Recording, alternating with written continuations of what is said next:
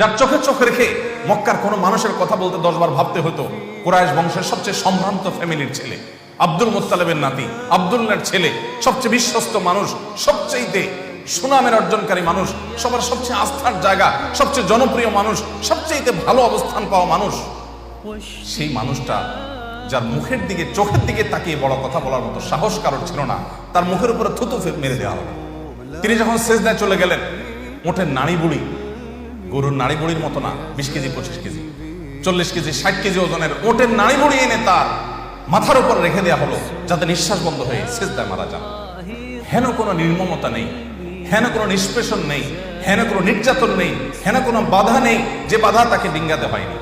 একটা পর্যায়ে আর প্রিয় মাতৃভূমিতে, যেখানে কাবা ঘর আছে, যে কাবা ঘরে গিয়ে চোখের পানি ফেলে মনটাকে একটু হালকা করতে পারতেন, সেই কাবা ঘরের ছায়াতেও আর থাকতে পারলেন না, নিজের মাতৃভূমিতেও থাকতে পারলেন না।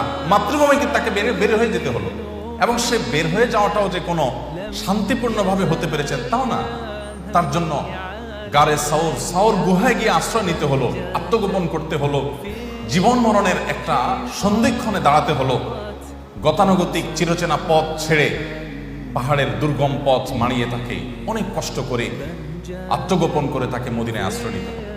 আমরা তো মনে করছি এই বুঝি তার শান্তি একটু হলো যে মদিনার মানুষ তাকে আশ্রয় দিয়েছে, তাকে ডেকে নিয়েছে।